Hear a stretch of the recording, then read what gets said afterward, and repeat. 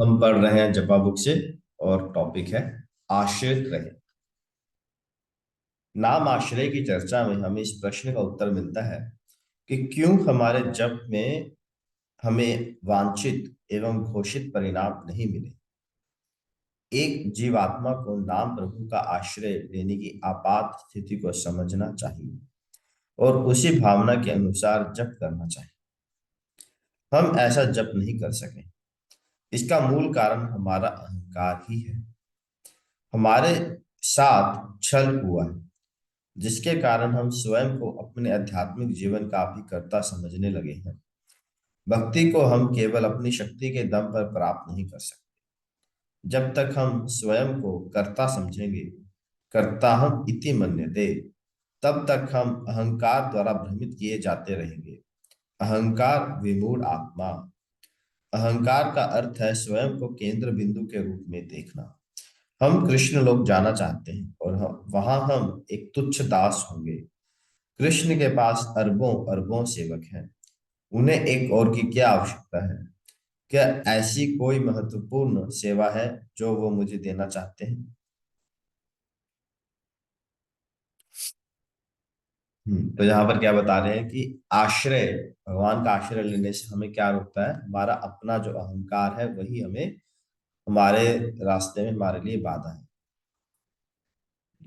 अहंकार जो है, क्योंकि अहंकार में बताते क्या रहे, हम आश्रय क्यों ले? किसी का आश्रय लेना हमारी दीनता की स्थिति को प्रकट करता है ना।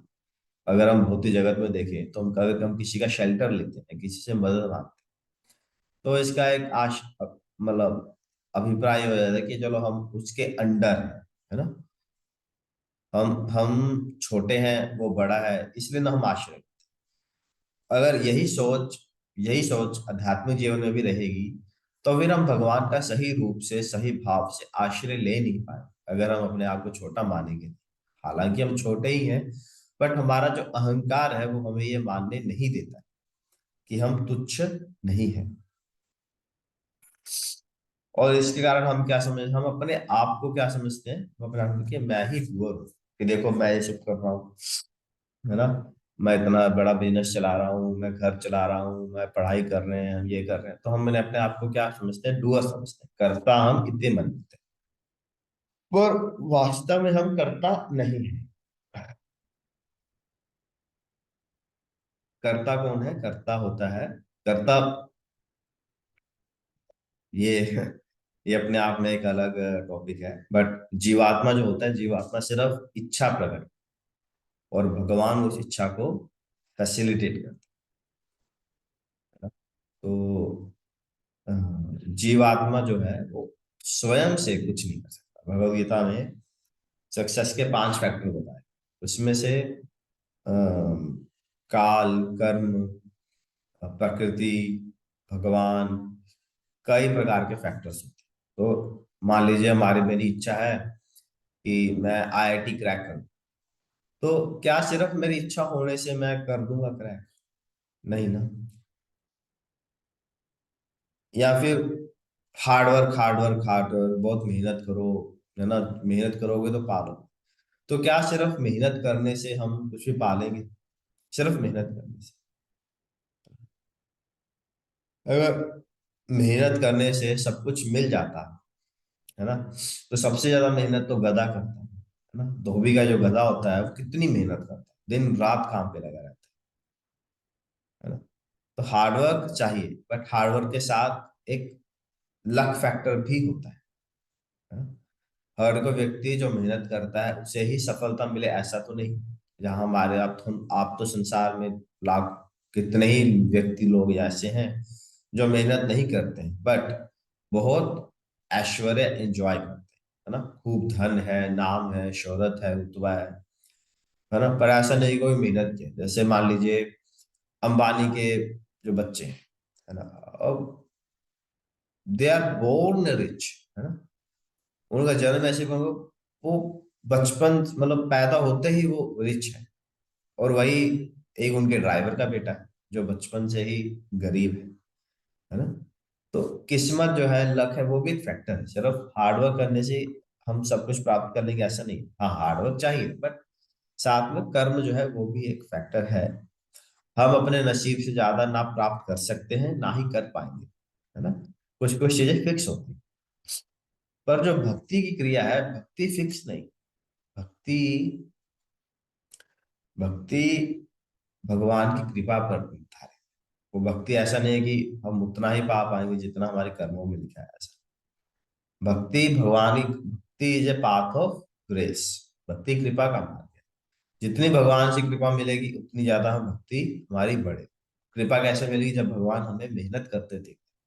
जब भगवान देखते हैं कि अरे, ये सुबह उठने के लिए मेहनत कर रहा है, ये जब नाम जप करने के लिए मेहनत कर रहा है, जब भगवत गीता पढ़ने के लिए यत्न कर रहा है, तो जब भगवान हमें एफर्ट करते देखते तो भगवान प्रसन्न होते हैं, भगवान गुरुजन, और वो कृपा देते हैं। उससे हम क्या, और अधिक भक्ति में प्रगति कर पाते हैं।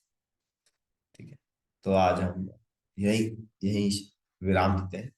तो इन कंक्लूजन, जो अहंकार है, अहंकार हमारे रास्ते की बहुत बड़ा ऑब्स्टेकल है, जिसकी वजह से हम भगवान के नाम का आश्रय नहीं ले पाते ना। और हम अपने आप को क्या है, डूअर मानते हैं कि मैं ये कर। तो वास्तव में ऐसा नहीं है। जो करने वाले भगवान है। और भगवान का आश्रय लेने में किसी प्रकार का संकोच नहीं करना चाहिए, क्योंकि भगवान का आश्रय लेना इस भौतिक जगत के आश्रय लेने के समान नहीं है, जिसमें एक व्यक्ति छोटा है और एक व्यक्ति बड़ा है ना। Krishna and Krishna's devotee are on the same level. भगवान के भक्त और भगवान क्या है, सेम लेवल पर। जैसे मान लीजिए आप लोहा है, वो आग में डाल दो, कुछ समय बाद क्या है, जो लोहा है वो भी तपता है ना, पूरा तप जाएगा ना। उन्होंने भी टच करेंगे तो अपना हाथ जल जाएगा, तो लोहा भी किया, आग ही बन गया। इसी प्रकार भगवान और भगवान के भक्त किया इक्को ही लेवल होते, तो कोई छोटा बड़ा नहीं। ठीक। आज रूपा जी कोट पढ़ लेते हैं।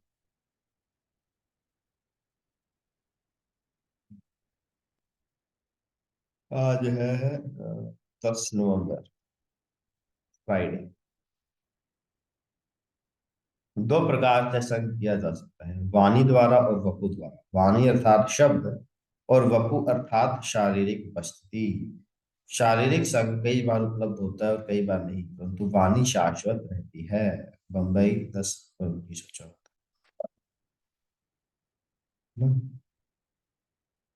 तो दो प्रकार की एसोसिएशन होती है। एक होती है फिजिकली, है ना, किसी आप व्यक्ति से फिजिकली मिल रहे हैं, किसी से प्रसाद पा रहे हैं, व्यवहार कर रहे हैं। और एक होता है कि उसका हम वाणी से, जब आज रूपा जी है, रूपा जी फिजिकली तो नहीं है, बट हम फिर भी उनका संग कर रहे हैं। कैसे? उनके लेक्चर सुन के, उनके द्वारा उनके बुक्स पढ़कर। तो जो वाणी होता है वो हमेशा रहेगी। जो वपु है, फिजिकल संग है, वो कुछ समय के लिए होता है। तो हमारे जो गुरुदेव होते हैं, हम उनसे क्या करते हैं, उनका वाणी संग, क्योंकि वो फिजिकली तो हमेशा हमारे साथ नहीं प्रेजेंट रह सकते, है ना।